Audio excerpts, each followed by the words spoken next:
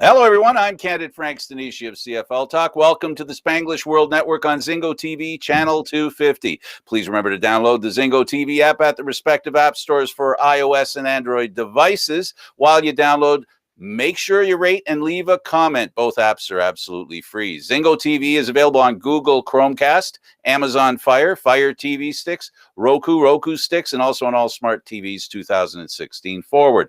Now on CFL Talk, joining me as usual is David Morassutti. David, hey, welcome to the program. Thank you for having me. I'm excited for this one, especially for the guy, I guess, below me, if we're looking at the... You want to do the introduction? No, you've probably read. Are you sure? Are you sure? Okay, you ready? Careful what you wish for. Okay. Joining us tonight, the winner of two Grey Cup championships, of course, with Calgary in 2008 and 2014. He won the CFL Rookie of the Year award. He was 5 times Western Division All-Star and 3 CFL All-Star awards. Second all-time on Stampede receptions, 805, receiving yards 250, and touchdown catches 65 behind Alan Pitts, a pretty big name. Club record for consecutive games with reception, a whopping 166 catches on August 24th, 2017. Lewis, lost where I was. Where are you?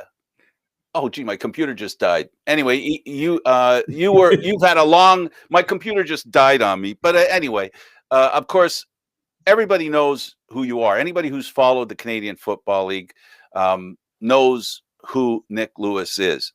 Nick, if I said your biggest quality was you were hard to bring down, why is that? What made you so hard to bring down? Leverage, understanding. I like to use my kinesiology and my anatomy degree to understand how leverage works and to do all these different things. So I had a knack for breaking tackles, and it really was an art form. I actually teach it, right? So it's not something that just was, or whenever you can put some thought behind what you're actually doing and be able to break down what you're doing, you can get so much better at it. David, that's what led to his ability to really be a key receiver. Ask your question. Well, Nick, all those accomplishments that Frank listed off, how are they going to fit all that on one plaque for the CFL Hall of Fame? I don't know. I'm just hoping they accept my baby pictures and not my.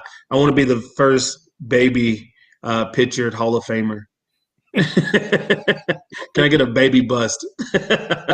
I'll tell you, the way they make them, sometimes it's hard to tell because it's only from here to there. So, I'm sure you have as much hair now as you did when you were born. So, oh, of course, right? So there's going to be a possibility that you'll look like that. How important was it for you to be consistent? Because if anything, that was really one of your hallmarks as well. I think that's what greatness is being consistent. Not making a one-handed catch, not doing one great play, but being consistently good creates greatness. And to be where you're supposed to be, to block consistently, to catch the ball consistently. One of my greatest stats that nobody really talks about was being around 80% of balls thrown my way were completed. And that's no matter if it's a bad pass or the DB broke it up or what the case was, it was a catch around 80% of the time you threw the ball my way, right? So that's the consistency in it. And so I love consistency and you just prepare yourself to be the best you can be. Well, a player like yourself on a team like Calgary or even Montreal later on, the important thing that you contributed is to 3-down football where it's not as easy to convert. To get a first down. So there's a lot of times, a lot more maybe even than the NFL, where an opportunity arises for a player like yourself to make the big play, and you were known for doing that. Yeah, I just enjoyed the CFL game. It's just such a great game. It's very entertaining. I remember being down to Montreal one time, and we were down, I believe, 3 points with 58 seconds to go when we got the ball. We drove down, scored, kicked off, stopped them 2 and out, got the ball back, and kicked a 52-yard field goal to win the game, all in the last 58 seconds of a game. We had 2 possessions in scoring 2 scoring drives, right? So the game is amazing. It's so much fun, but Yeah, 2 downs, and you got to be efficient. You have to be efficient. It doesn't matter your skill level. If you can't catch the ball or if you can't convert, then your skills are useless. David? What was the biggest adjustment when you made your way to the CFL? What was the biggest adjustment you had to make going into that game? I think it was just the 20-second clock between the plays. I'd watched my cousin play arena football, and he was the offensive specialist, so he was in motion a lot. So being able to watch him do that and go in motion and be able to pick up some of the things that he did and use allowed me to come and do that seamlessly. Right, it was something different to me because I'd watched him do it for 4 or 5 years before I even became a pro. So for me to get out there and do it, I felt comfortable doing it from the first time. And then it was just everything else was just it, right? Bigger field, add one person, doesn't matter. It's just really going out and executing your game plan, right? Everything slows down over time, but at first you just go out there, run around, catch the ball, and try to make the best play you can. I'm sure there were a lot of teammates, coaches, players who were glad to see you make that big play, but I don't think anybody enjoyed it more than the opposition. I say that because if you didn't have success, you did have a bit of a reputation, and he can't reach through the monitor, can he, guys? You had a reputation of being kind of nasty. In fact, the other players in the league one year made you the fourth nastiest player in the Canadian Football League. But when we say nasty, we're talking within the rules, not. Oh you yeah, know, 100%. I mean, even if we weren't, that's what we'd be talking about. But anyway, the nastiness part of your game, where that edge, how much did that drive you for that consistency we talked about, and the other assets in your game? Well, my game was built around. I watched Michael Irvin play. Mike Irvin was very physical. The Eagles had to go out and draft Bobby Taylor, the 6'3" cornerback, to try to compete with Michael Irvin because he was so physical. So I wanted to make my presence known, even when I was smaller, is to be physical because I knew when the game was on the line in the fourth quarter, you weren't going to just stand there and be fresh when I'm not. So you're hitting me, you're doing things. So I'm going to go out there and I'm going to attack the defense every play. And when the game's on the line, we're both going to be in the same position, or I'm going to be a little bit better because I know that you've had a hell of a day trying to block me or trying to get off my blocks and trying to cover me all day. So I just wanted to go out there and inflict a little pain on the defense. And some of the nastiness comes from the crackback blocks, and that comes from being in the option offense in college. When you run the option and those safeties are coming downhill, looking at the back, lining them up, that's when they get taken out. So that's where the crackback blocks really started. It was in college, and it just kind of continued from there. But I've never – I think Greg Peach is the only person that I hit with intent, and that's because he was talking trash before that play, right? He told me I couldn't block him, and he's like, man, you can't block me. And just so happened the next play, Cortez calls that, and I knew exactly what was about to happen, right? Yeah. So the only time I've ever hit anybody other than that, it's all about me trying to help my teammates create the best play possible. Me cracking back on someone is not my intent to hurt them. It's my intent is to help. Because if you're going to cut back, now you have a cutback lane. If I don't make that block, or if I just stand there and watch the play, then I'm not helping my teammates. Yeah, in essence, because of the position you played in a crowd. There were a lot of people around, a lot of opportunities, a lot of players around for opportunities for contact. And I guess because you didn't sort of say, nah, you know what, I don't want any contact this time. You didn't avoid any contact. That's part of it. I let a lot of people go too. I let a lot of people go too. I've ran by people and I've yelled out bang, and it kind of shocks them for a second. They're like, man, I'm so glad you didn't hit me. Right. So there's been a few of those as well. And like I said, it's when we're competing, we're competing. Like, I'm not going to hit you in the back. I'm not going to take a cheap shot. I'm not going to do those things because I understand at the end of the day, we're out here to get paid and we're out here to go home to our families, want to be healthy. But when we're competing, right? When in the UFC, you got to punch a guy in the face. You got to punch a guy in the face.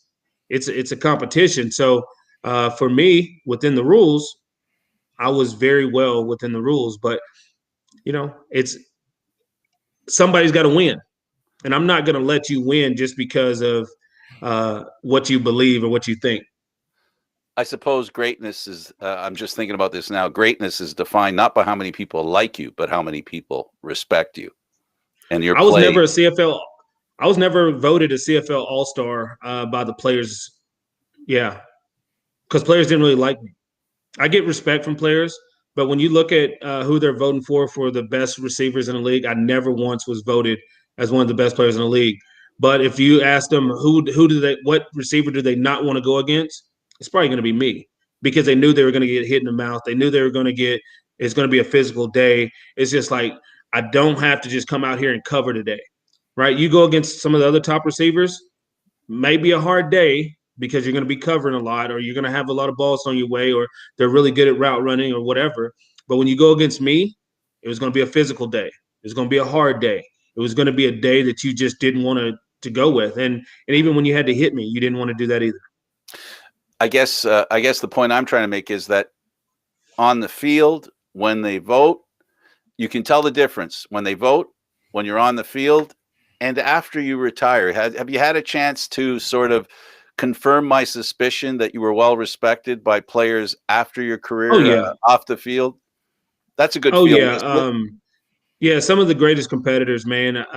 I've talked to that are DBs and things like that, and there's been one, Omar Morgan, who actually reached out to me and just said, I thought you were one of those players that it's generational. Like you don't see guys like you, and I don't know if I'll ever see another version of you again.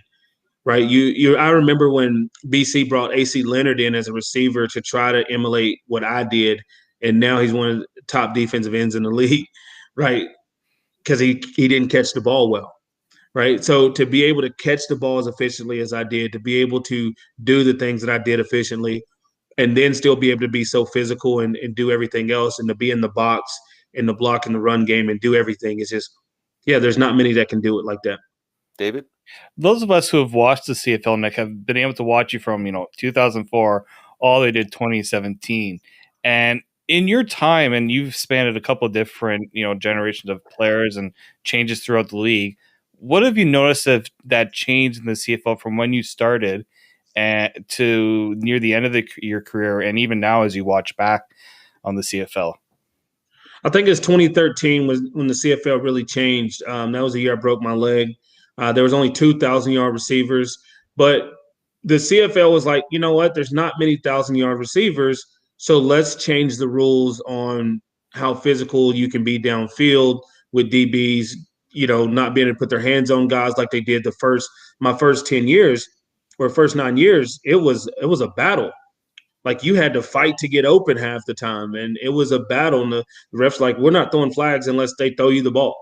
So you're putting your trust in the refs' hands because if they do throw you the ball and you don't get a flag, then it's whatever. But if they don't throw you the ball, then you're not getting a flag regardless. So I think that was the biggest thing then. But I look at the reason why there wasn't more 1,000-yard receivers. There was 27 starting quarterbacks that season. Right? When you have 27 starting quarterbacks, most teams are playing with their third or fourth string quarterback. So you're not going to have the offensive production when that happens, right? So I think the greater need is to protect the quarterback and not just the rules. But when I definitely came back, my 13th year in Montreal, or my 13th year when I was in Montreal, and I put up 1,150, it was just something the game is so much easier. Right, I seen receivers that didn't put up 1,000 were in the league 4 or 5 years before 2013, didn't put up 1,000-yard season. As soon as 2014 hits, they got 1,000 yards every year. Right, so the game is definitely a lot easier from a receiver standpoint these days. But at the end of the day, the game always changes, and it's almost like the hand check rule in basketball. Right, I believe Jordan averages 45 points if he didn't have the hand check rule in basketball. And now it's the same thing. I feel like I could go out there and average 1,500 yards a season with these rules in place today, if not more. The quarterback thing is a real fascinating thing to hear because the last few years we've heard that quarterbacks in the CFL tend to get quite a bit of abuse taken on them. We've seen guys. I mean, how many teams now have had to have more than one quarterback lined up?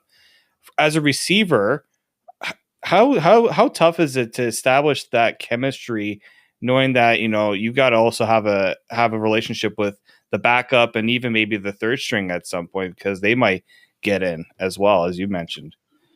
Yeah, my 13th year when I put up 1,100, I think I caught a pass from 6 different quarterbacks that year. Daniel Boone, Cato, Kevin Glenn, Brandon Browner, not Brandon Browner, Brandon, oh man, Air Canada. Yeah. Brandon Bridge. Bridge. Yeah, Brandon Bridge and Vern Adams and all these guys that I'm catching passes from that year. But end of the day, you just have to go out and compete, right? I think the biggest thing right now is when you look at the tackle situation, how skilled some of these pass rushers are, like Jaguar Davis, Charleston Hughes. You had John Bowman for a long time, and you've seen these guys get smaller. Well, the tackle position's not getting smaller, and they're not getting more athletic in the CFL. So it's a huge gap between talent between your tackles now and your defensive ends. And now quarterbacks are taking a lot more hits, right? And that's where the talent gap has a change. And for teams that use Canadian tackles, it's even greater challenge for that team, right? So it just puts everybody at risk, man. When you have somebody out there that that can't block this guy across from you. Right. Yeah, it's all about also finance. It's all about the cap as well, right?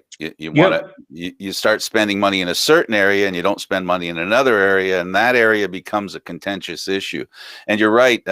That's another conversation we could have for about an hour just on how to protect quarterbacks, because now one of the biggest things they do is they'll put 5 and 5 on 5 up front. They'll put your best rusher on your worst offensive lineman. And you put 4 guys in front of the other 4, makes everybody have to block one-on-one. Everybody's kind of spreads, and now he gets a two-way go on your worst lineman, right? Your best lineman, absolutely. Right? Or your best linebacker that's a pass rusher. You put Charleston Hughes on the worst lineman on the team, one-on-one with a two-way go, you're going to get sacks and you're going to get results. So therefore, those things like that really puts offenses in a bind is what the issue is. It's not the rules all the ways. It's just that talent gap between the offense and defensive line right now. There's another thing that affects receivers in that regard. Because of the talent level difference, you can rush 4 guys against 5. So now you got an extra guy downfield. Chris Jones dropping 9 guys from the 3-yard line into coverage. And It's like, man, run a quarterback draw. But you just never know what's going to happen. And I mean, I think these coordinators do a great job of scheming and matching up. When I was playing, most of the time you didn't see scheme like that. First time I ever seen it was Chris Jones when we played matchup man-to-man defense 90%.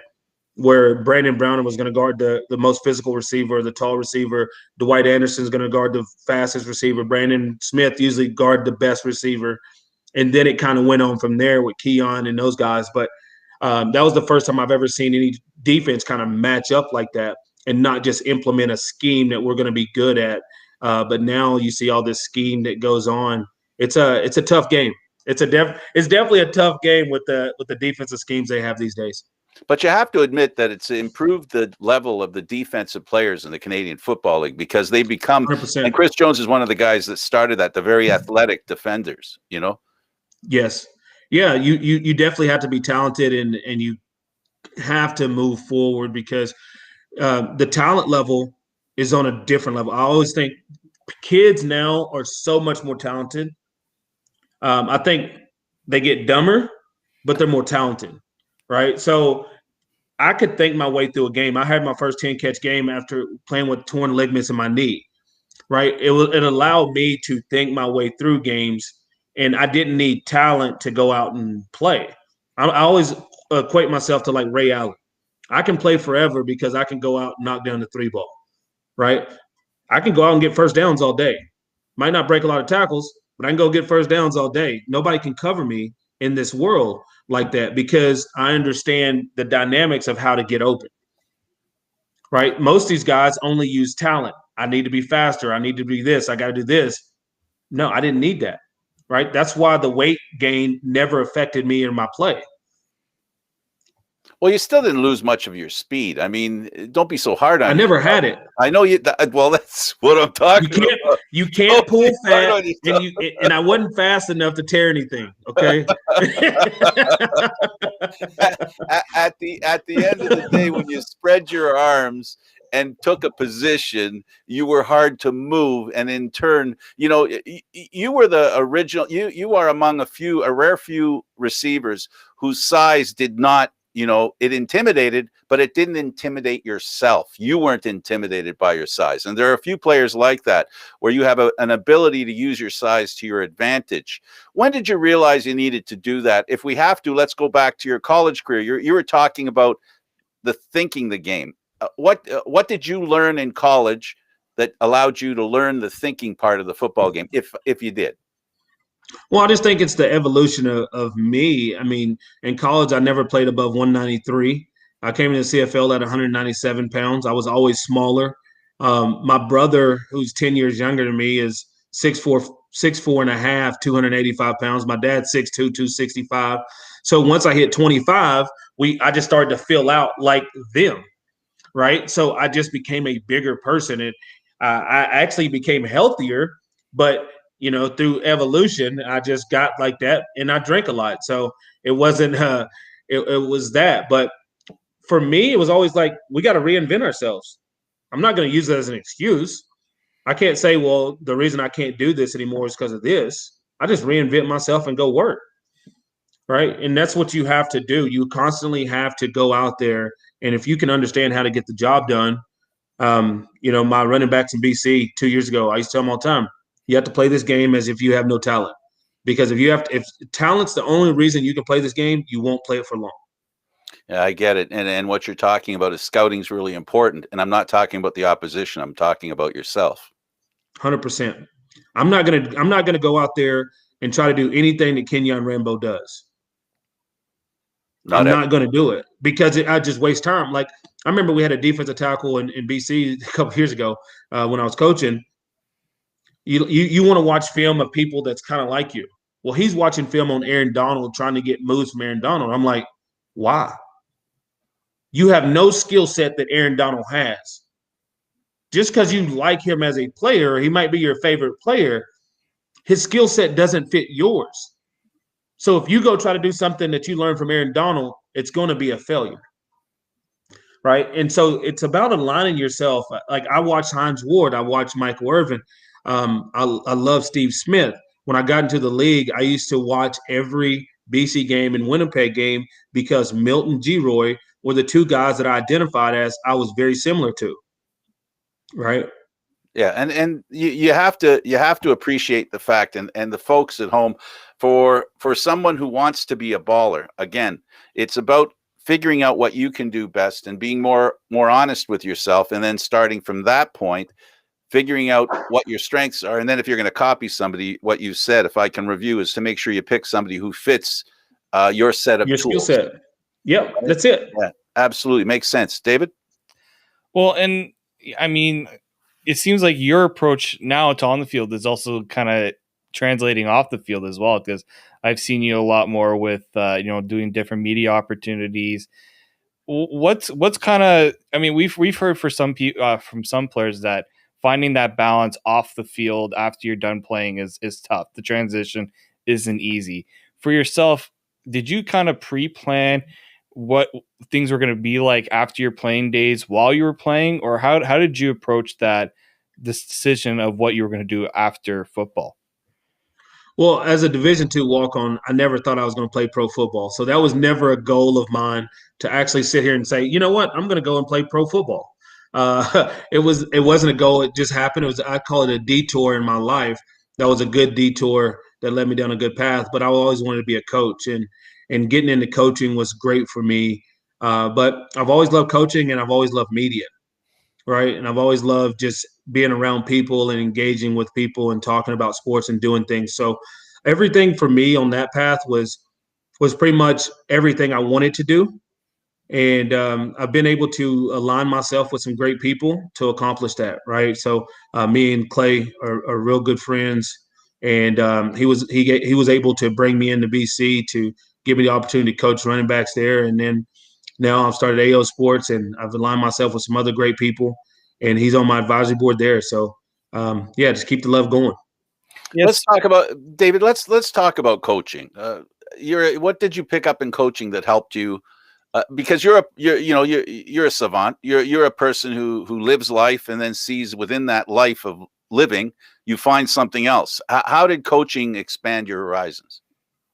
It was great. A lot of great players can't coach because they only have one way to do things, or they think people should do it their way.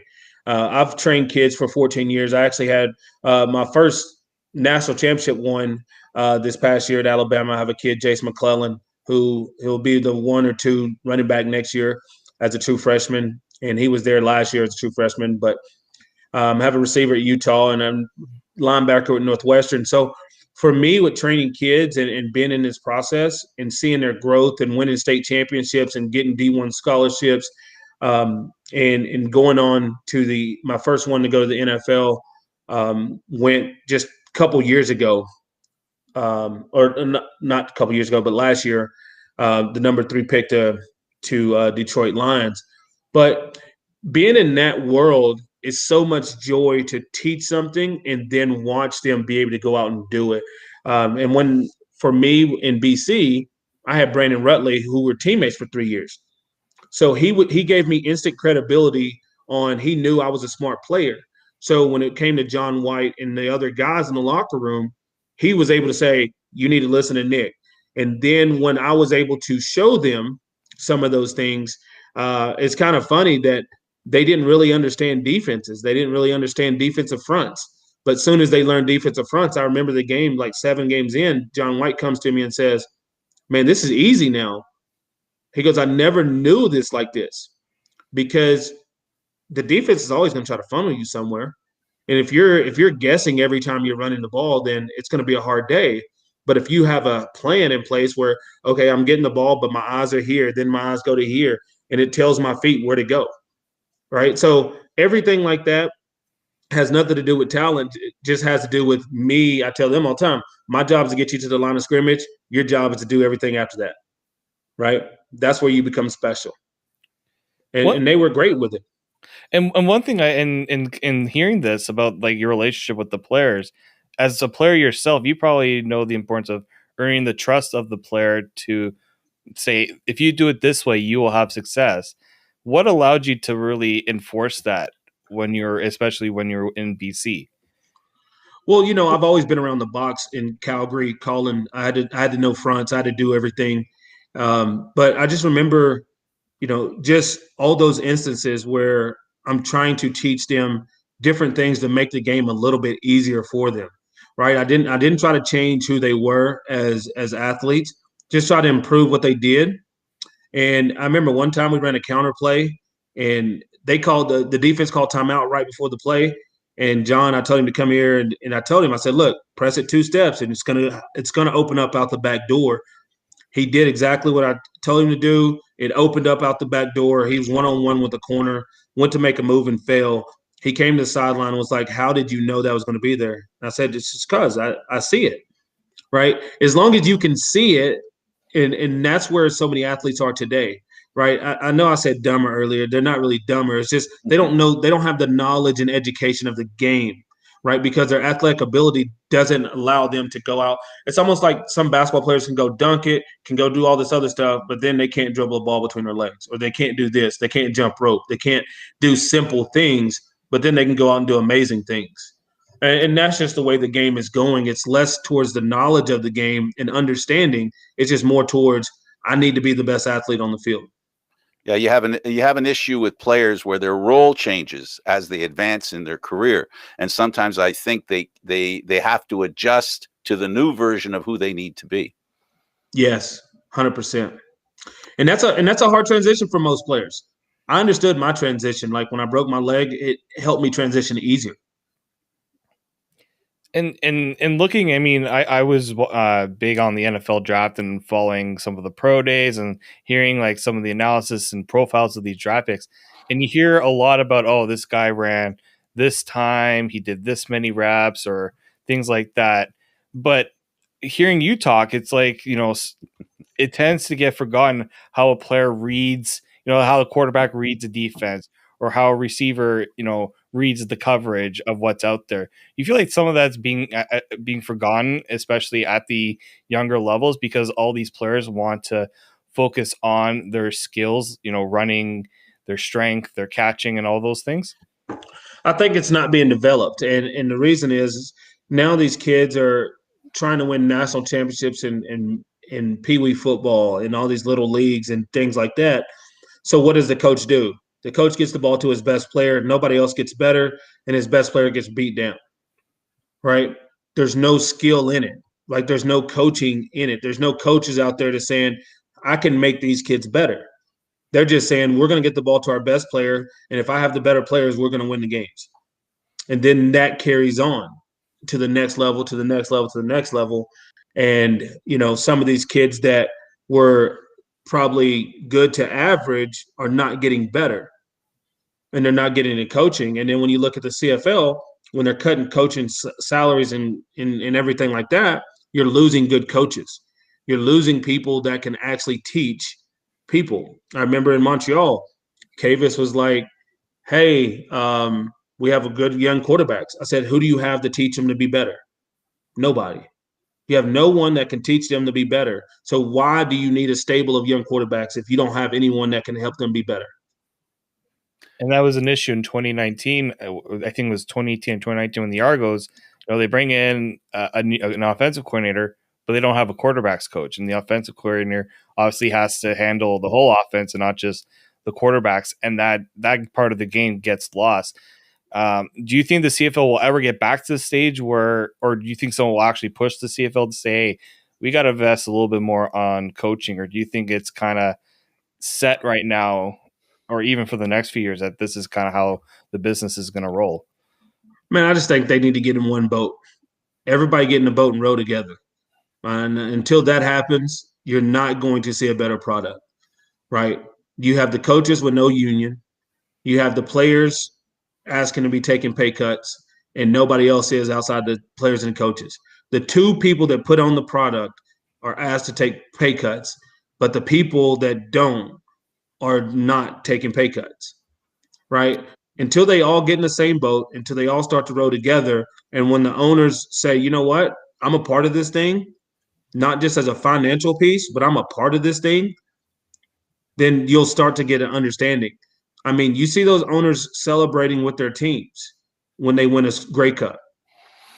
But then after that, they're back to separation, right? I never felt that from Ted Hellard or John Frazani and those guys in the Frazani group and the guys in Calgary that I was around. It was great to see Ted Hellard around all the time.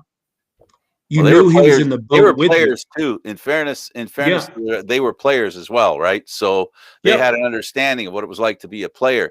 I agree with you as far as coaches are concerned. In fact, when you went to BC to coach, you coached underneath, I believe it was Devon Claybrooks, right? Yep. And his staff was very young and inexperienced, great football players like yourself, right?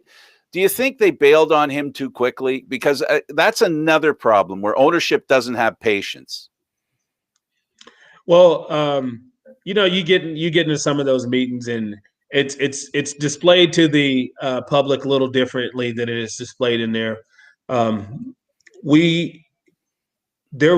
Whenever you see a team let go of veteran players, it's not on that year. When you let go of Solomon and you let go of some of these other guys, the onus is not on truly just winning that year. You want to be competitive, but it's a 2-year plan or a 3-year plan to be able to align yourself. You're trying to change the salary cap structure and trying to do that, bring some of the young guys along, but it's a longer plan. And when you sit down with a head coach or GM and they display to you the plan, and then they deviate from the plan, right? So it is what it is. It's sports, right? You don't win, it happens, but at the same time, they don't always allow you the opportunity to do it either, right? So it works hand in hand. If they give you the talent to win with, you should go win. And I thought we could have been better though. it takes a lot to recognize the path of winning. When it's not going well, the belief that it's headed in the right direction. We weren't getting blew out. I know. We got blew out one game, and the only game we got blew out, when you think of it like this, the only game we got blew out, we played in Hamilton, I believe, on a Hamilton or Toronto on a Saturday, and then played a Thursday game in Winnipeg or Edmonton. Right? We had the most 5-day games out of anybody. We had a tough schedule. We were playing. I think we played 6 times. We played teams coming off their bye weeks, which is almost impossible. And 3 times we played team off their bye week. We had a short week. Yeah, right. So you get less prep. You get less prep time. They get 2 weeks. You get 3 days to prep. So when you look at the schedule, it was a hard schedule for us. And then when you look, we were up on Calgary. Arbuckle comes in and beats us at the end of the game, and it's one of those things that changes. Those games change your season. Right. We lost another game in Ottawa, I believe, or somewhere down there that we were winning the whole game and then lost at the end. So we lost some games late that cost us. Hamilton was another one. We were up by 20 on Hamilton, I believe, at some point and ended up losing that game. And all in all, until Mike breaks his wrist in Edmonton, we had won 4 in a row. We were right there on the cusp of getting in the playoffs. Mike breaks his wrist, and we still didn't get blew out the last 2 games by Edmonton and Calgary, who are great teams with our backup quarterback and Danny O'Brien. Well, when it comes to the biggest criticism you have of a head coach is the way he wears his hat.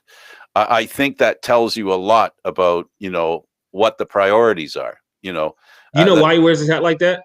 I really don't care. I like him. I like him as a coach. Yeah. I know it happened when he was young. It's something that started when he was young. His I remember head's asking him about it. All right. His head's too big and hats didn't fit, so he had to wear it to the side like that. And so, yeah. Well, I like him. I always liked. There was nobody more kinder with his time than Devon Claybrooks. I had a chance to talk to him a few times, and you at the Grey Cups, and he was a great guy, and I don't think he got a fair shot. And maybe people held it against him that he brought all these new guys in with no experience, but he had faith in you guys, and I don't think anybody can ask more for that from your position. Well, I tell you like this. I think that wasn't an issue. Our experience. Ryan Phillips is one of the smartest DBs that I've ever been around. He played the game the same way. Drew Tate, his dad's a coach. He's a lifer in coaching. Drew Tate is. He grew up with his dad coaching him. About coaches' kids like that are quarterbacks are always pretty great mentally. So if you look at our young guys, it wasn't just a bunch of young guys that played the game well. We're all smart individuals, and I'll go toe to toe. And one of the things is my exit interview with Ed Hervey, and when I told him that I did my own game plans on blocking assignments, and there's a lot of OCs in the CFL that can't do that. They can't put together an effective game plan as far as how you're gonna block, right? So for me, I know the game inside out, through and through. So it doesn't, when people say it was a young coaching staff. Well, if it was a young coaching staff, we'd have got blew out every game. Ottawa got blew out every game, right? Toronto was getting blown out.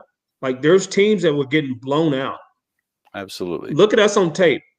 We had some breakdowns, but fundamentally sound. If you just watch our games, you won't say, "Oh, that's a young coaching staff," because that's where you get problems at young coaching staffs is the fundamentals. Our fundamentals were great. We only had like 6 or 7 mistakes a game. It's just sometimes guys didn't make plays, or sometimes certain situations didn't go our way. But at the end of the day, I think that we were very competitive, and you'd want to have another shot or an opportunity to go out there and finish off what you started. My only point is, and the only thing I was trying to say was, it's perception, Nick. It's all about perception. Yep. That's one of the biggest challenges, and that's one of the things that, as a player, as a coach, as anybody, we have to beat perception. Speaking of perception, David's favorite topic right now is he's interested in how you're putting together your little TV network, right, David? I am. I mean, Nick, you've accomplished so much on the field, and as I said earlier, I've seen you doing all these media rounds, and you're natural at it too. What's kind of the driving force behind your new venture there at AO Sports? Yeah, it's just keeping that teammate mentality going. I realized one thing: I'm a really good teammate, right? I'm a really good teammate.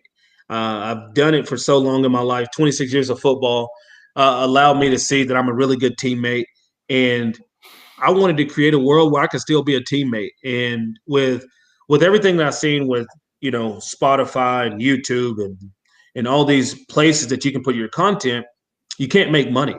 There's no money in it, right?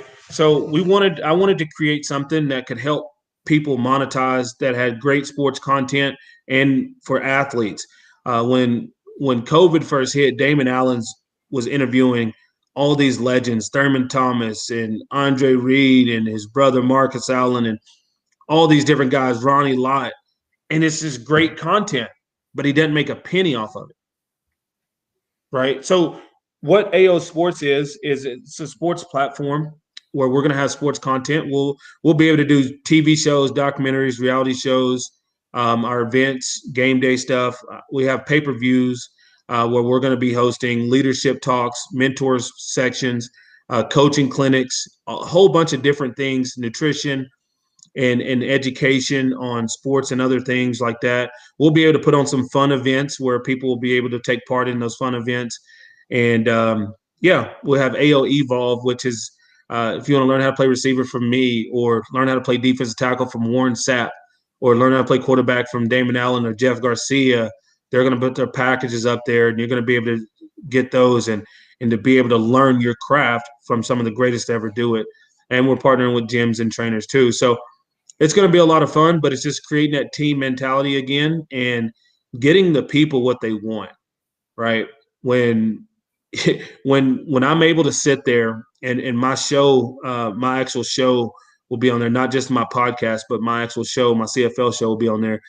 And when I get to break down these games and I get to talk to you exactly the way I want to talk to you, and it's not about one of these other companies telling me what I can and can't say, you'll get the truth, right? And then that's where it's fun. And it's funny that you bring that up, Nick, because with the CFL especially, one thing people have always said is there's a lack of other coverage, right? We know that TSN is the main rights holder, but it seems like you go to another network, it's not around. So what are kind of your plans for the CFL? You brought up you were bringing coverage that's maybe like almost like I would even say maybe a Pat McAfee almost. He's like one of my favorites to watch because 100%. he's authentic. We're bringing in a lot of that talent. So how is it? What's kind of the challenge you see in trying to put yourself out there, especially to get CFL fans to realize we got a really good product here. What's kind of your challenge with that right now? Well, one of the things is that we're looking to remove the logos. You can only wear the logo so long. Bring your following to AO. It's a logo for life, right? AO will be their home for life, and these people and these individuals, these athletes are going to be able to come over. They're going to be able to make so much more money, but at the same time, they're going to be in a situation to where they have support from everyone else in the community. And for my CFL show, I don't need to show highlights. I can talk the game, but I can show highlights, right? And when you're bringing these coaches on and you're bringing these players on, you're having serious conversations about different things. It's not just about what happened in the 3 hours of the game.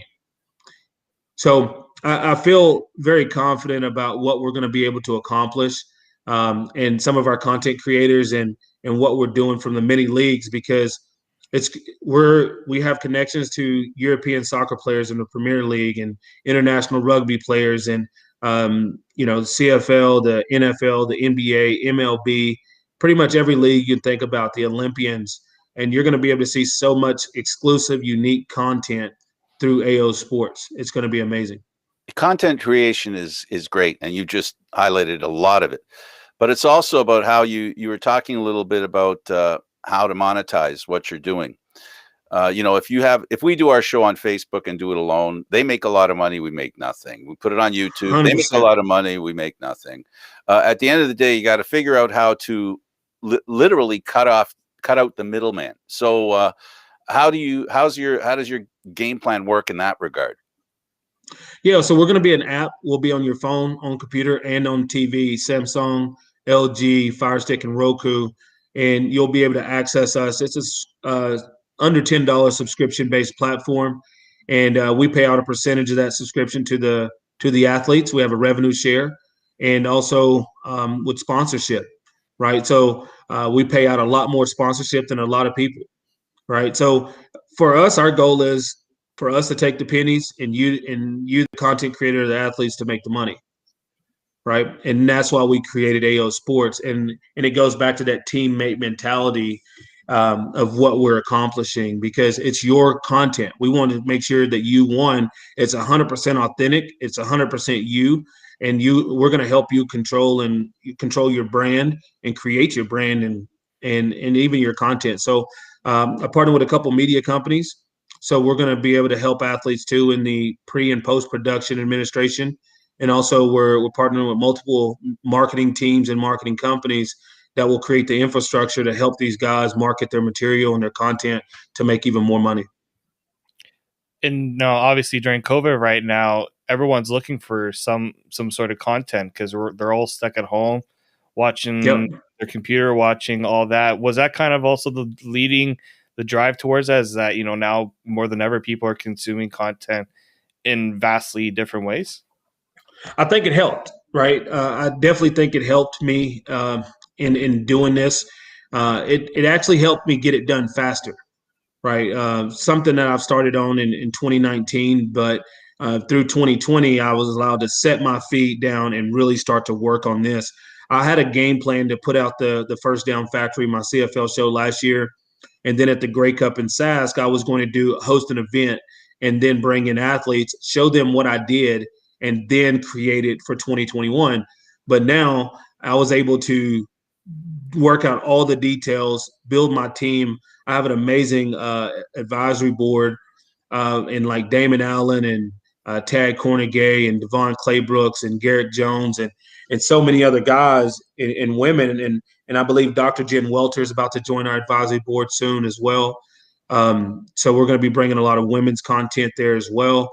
And so my team allows me to get this done. Man, I'm just a connector, but I have a lot of smarter people than me in certain areas that allows me to do it. So don't think Nick Lewis is the media person behind this.